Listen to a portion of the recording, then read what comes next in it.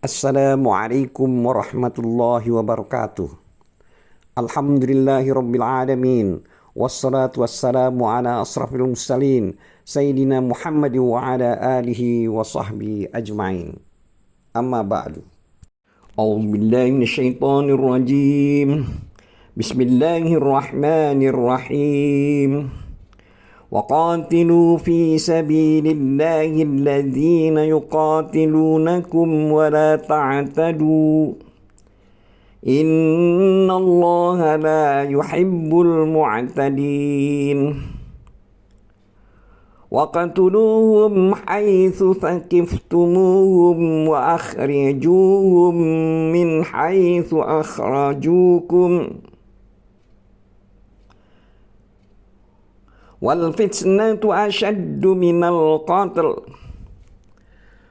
ولا تقاتلوهم عند المسجد الحرام حتى يقاتلوكم فيه فإن قاتلوكم فاقتلوهم كذلك جزاء الكافرين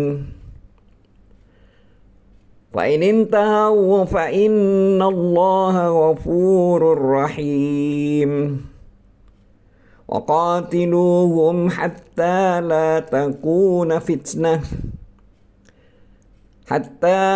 تكون فتنة ويكون الدين لله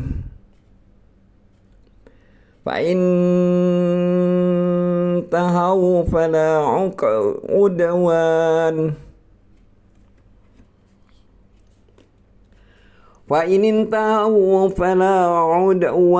إلا على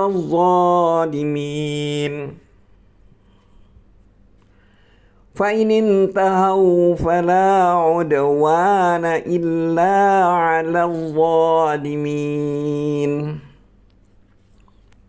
Artinya, dan perangilah di jalan Allah orang-orang yang memerangi kamu, tetapi janganlah kamu melampaui batas, karena sesungguhnya Allah tidak menyukai orang-orang yang melampaui batas. Surat Al-Baqarah ayat 190. Dan bunuhlah mereka di mana saja kamu jumpai mereka, dan usirlah mereka dari tempat mereka telah mengusir kamu, Makkah. Dan fitnah itu lebih besar bahayanya dari pembunuhan.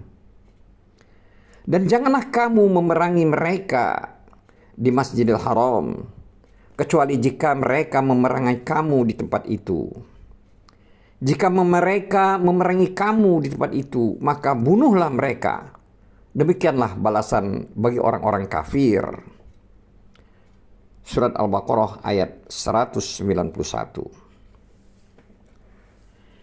Kemudian jika mereka berhenti dari mengungsi kamu, maka sesungguhnya Allah Maha Pengampun lagi Maha Penyayang.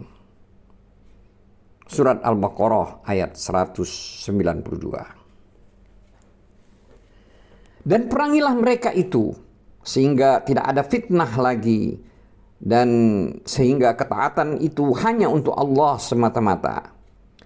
Jika mereka berhenti dari memusuhi kamu, maka tidak ada permusuhan lagi, kecuali terhadap orang-orang yang zalim.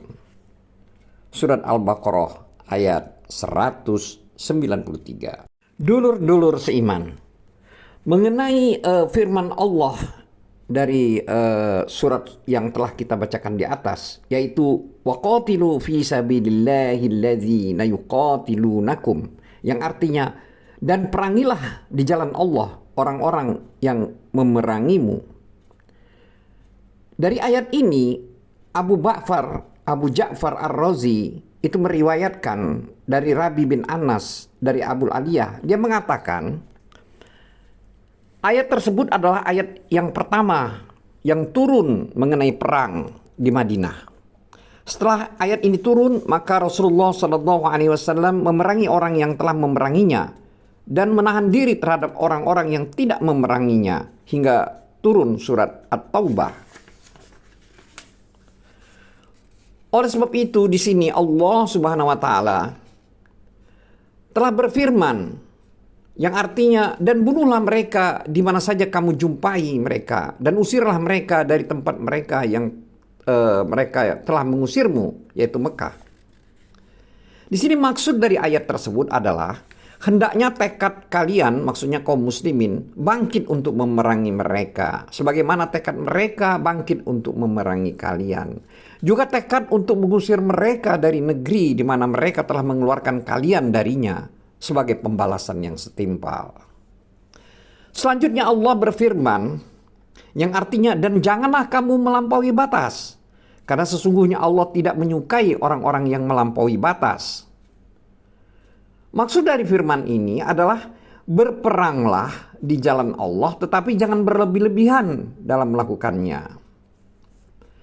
Termasuk dalam hal ini adalah melakukan berbagai macam larangan, sebagaimana yang telah dikatakan oleh Hasan Al-Basri. Adapun melakukan bermacam larangan yang berarti bersifat berlebih-lebihan, seperti menyiksa, menipu, membunuh para wanita, membunuh para anak-anak dan orang-orang lanjut usia yang sudah lemah pikirannya dan tidak mampu berperang. Termasuk juga para pendeta, penghuni rumah ibadah, membakar pepohonan, membunuh hewan tanpa adanya suatu maslahat, dan sebagainya. Selama hal itu telah dikatakan oleh Ibnu Abbas. Jadi hal tersebut juga telah dikatakan juga oleh Ibnu Abbas, Umar bin Abdul Aziz, Muqatil bin Hayyan, dan beberapa ulama lainnya. Oleh karena itu, diriwayatkan dalam kitab Sahih Muslim dan dari Buraidah bahwa Nabi SAW bersabda, yang artinya, berperanglah di jalan Allah, perangilah orang-orang kafir yang kafir kepada Allah, berperanglah tetapi jangan berkhianat, jangan melanggar janji, dan jangan melakukan penyiksaan, jangan membunuh anak-anak, dan jangan pula membunuh para penghuni rumah ibadah. Hadis riwayat Muslim. Hadis ini juga senada. Ada hadis juga yang senada diriwayatkan oleh Abu Daud dari Anas secara marfu. Dulur-dulur seiman, dalam kitab Sahih Bukhari dan Sahih Muslim diriwayatkan dari Ibnu Umar, dia menceritakan ditemukan seorang wanita terbunuh dalam suatu peperangan. Maka Nabi SAW melarang membunuh terhadap wanita dan anak-anak. Imam Ahmad meriwayatkan dari Rib'i bin Hirash, berkata dia, aku pernah mendengar Huzaifah berkata, Rasulullah SAW pernah memberikan beberapa contoh kepada kami, 1, 3, 5, 7, 9, dan 11. Lalu beliau memberikan satu contoh saja di antaranya dan mengabaikan yang lainnya. Di mana Nabi SAW bersabda, sesungguhnya ada suatu kaum yang sangat lemah dan miskin. Mereka diperangi oleh kaum yang perkasa dan penuh permusuhan. Tapi Allah memenangkan kaum yang lemah itu.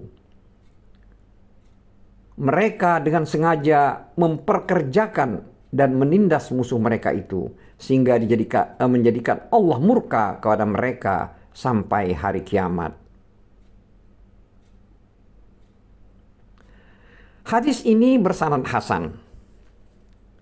Dan maksudnya adalah ketika kaum yang lemah itu dimenangkan atas orang-orang yang kuat, mereka pun bertindak melampaui batas dengan memperkerjakan kaum yang kuat yang kalah tadi itu pada pekerjaan yang tidak pantas. Karena itu Allah murka atas tindakan mereka yang melampaui batas tersebut.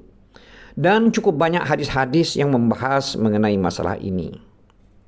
Oleh sebab itu, jihad mengandung risiko lenyapnya nyawa dan terbunuhnya banyak orang. Maka Allah Azza wa Jalla mengingatkan bahwa kekafiran, kemusyrikan, dan berpaling dari jalan Allah yang meliputi diri mereka itu lebih berat, kejam, dan dahsyat bahayanya daripada pembunuhan. Oleh sebab itu Allah berfirman, yang artinya, dan fitnah itu lebih besar bahayanya daripada pembunuhan. Dulur-dulur seiman, Abu Malik mengatakan mengenai maksud dari ayat tersebut, artinya apa yang sedang kalian perbuat itu lebih besar bahayanya daripada pembunuhan.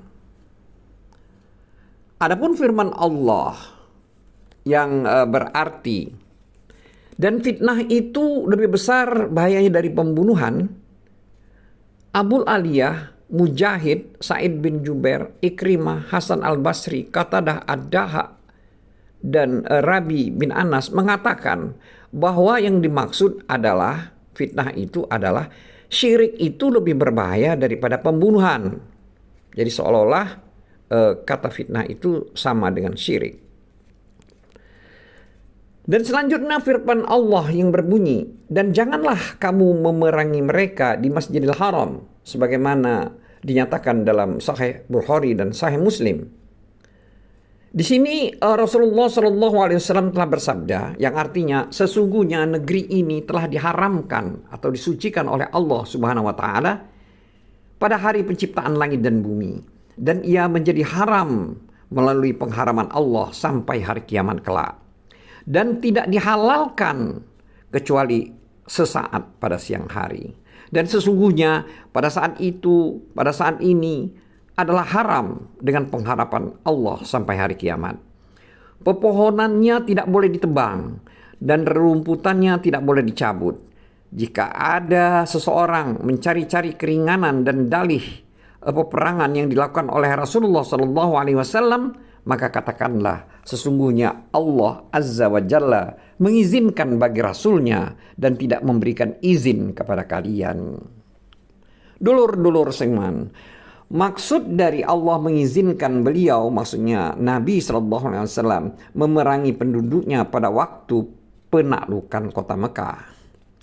Karena beliau menaklukkan kota Mekah dengan kekerasan, dan ada beberapa laki-laki yang terbunuh di Kandama. Ada pula yang mengatakan bahwa penaklukan itu dilakukan secara damai. Karena adanya ucapan Nabi SAW yang artinya, barang siapa yang menutup pintu rumahnya maka dia aman. Barang siapa masuk masjid maka dia juga aman. Dan barang siapa masuk rumah Abu Sufyan maka dia juga aman. Hadis riwayat Muslim. Selanjutnya dulur-dulur seiman, Allah telah berfirman yang artinya kecuali jika mereka memerangi kamu di tempat itu. Jika mereka memerangi kamu di tempat itu, maka bunuhlah mereka. Demikianlah balasan bagi orang-orang kafir. Maksud dari ayat tersebut adalah, janganlah kalian memerangi mereka di Masjidil Haram, kecuali jika mereka mulai menyerang lebih dulu. Maka ketika itu kalian boleh memerangi dan membunuh mereka di sana, demi mempertahankan diri dari penyerangan musuh. Karenanya Rasulullah SAW membaiat para sahabatnya pada saat perjanjian Hudaybiyah di bawah sebuah pohon untuk berperang. Hal tersebut beliau lakukan ketika kaum Quraisy dan pendukung mereka dari Bani Thaqif dan juga kumpulan dari berbagai kabilah pada tahun itu berkomplot memusuhi beliau. Lalu Allah pun menahan peperangan itu terjadi di antara mereka. Allah telah berfirman yang artinya dialah yang menahan tangan mereka dari membinasakan kamu dan menahan tangan dari membinasakan mereka di tengah kota Makkah sesudah Allah memenangkan kamu atas mereka. Surat Al-Fath ayat 24. Adapun firman Allah yang berbunyi, kemudian jika mereka berhenti dari memusuhi kamu, maka sesungguhnya Allah Maha Pengampun lagi Maha Penyayang. Dulur-dulur iman, maksud daripada ayat ini adalah jika mereka meninggalkan peperangan di tanah suci Makkah dan kembali kepada Islam serta bertaubat, maka sesungguhnya Allah telah mengampuni dosa-dosa mereka meskipun mereka telah membunuh banyak kaum muslimin di tanah suci. Dan tiada suatu dosa yang terasa berat bagi Allah untuk diampuninya bagi orang yang bertaubat kepadanya dari dosa itu. Lalu Allah memerintahkan memerangi orang-orang kafir. Di sini Allah telah berfirman, yang artinya sehingga tidak ada fitnah lagi. Maksudnya adalah tidak ada kemusyrikan lagi. Demikian dikemukakan oleh Ibnu Abbas, Abul Aliyah, Mujahid, Hasan Basri, Qatadah, Rabi bin Anas, Muqatil bin Hayyan, As-Suddi, dan Zaid bin Aslam. Selanjutnya firman Allah yang artinya, dan sehingga ketaatan itu hanya semata-mata untuk Allah.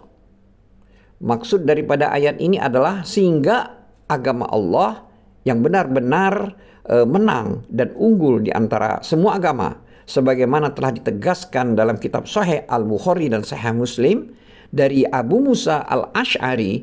Rasulullah SAW pernah ditanya tentang seseorang yang berperang karena keberanian, berperang karena kesombongan, dan berperang karena riya. Manakah yang termasuk perang di jalan Allah Subhanahu wa taala?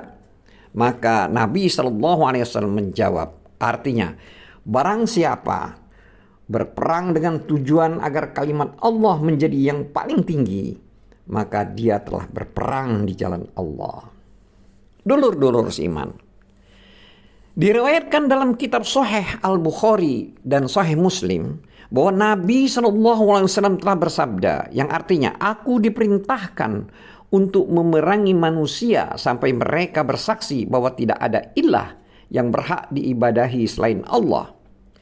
Apabila mereka mengatakannya, maka darah dan harta kekayaan mereka mendapat perlindungan dariku, kecuali dengan haknya, dan perhitungan mereka terserah kepada Allah.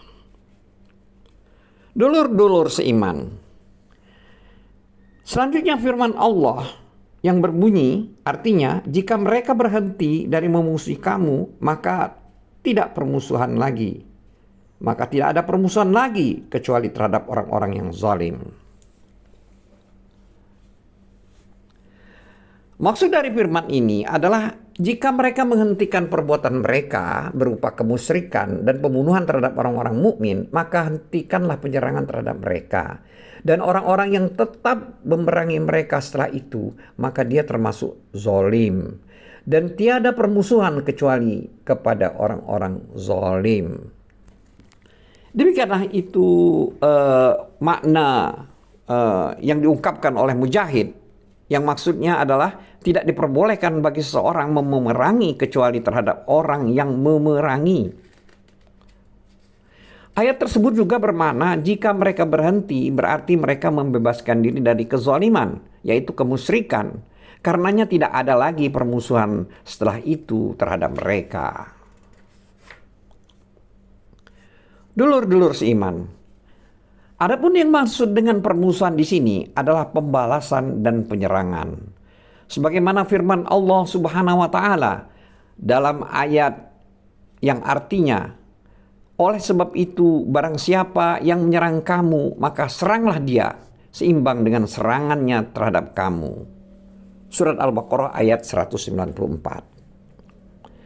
Dulur-dulur seiman, oleh sebab itu Ikrimah dan Qatadah mengatakan orang-orang zalim adalah orang yang menolak mengucapkan la ilaha illallah. Adapun firman Allah yang berarti dan perangilah mereka itu sehingga tidak ada fitnah lagi. Di sini Imam Al-Bukhari meriwayatkan dari Nafi dari Ibnu Umar. Beliau mengatakan bahwa dia pernah didatangi oleh dua orang pada saat fitnah Ibnu Zubair. Kedua orang itu berkata, sesungguhnya orang-orang telah berbuat kerusakan. Dan engkau putra Umar serta sahabat Nabi, apa yang menghalangimu untuk keluar berperang? Ibnu Umar menjawab, yang menghalangiku adalah bahwa Allah telah mengharamkan darah saudaraku. Mereka berdua berkata lagi, bukankah Allah telah berfirman yang artinya dan perangilah mereka sehingga tidak ada fitnah lagi? Maka Ibnu Umar pun menjawab, kami telah berperang sehingga tidak ada lagi fitnah dan ketaatan hanyalah untuk Allah. Sedangkan kalian hendak berperang dengan tujuan agar terjadi fitnah dan supaya segala macam ketaatan untuk selain kepada Allah.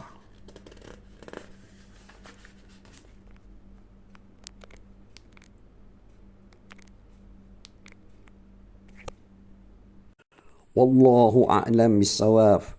Wabillahi taufiq wal hidayah. Wassalamualaikum warahmatullahi wabarakatuh.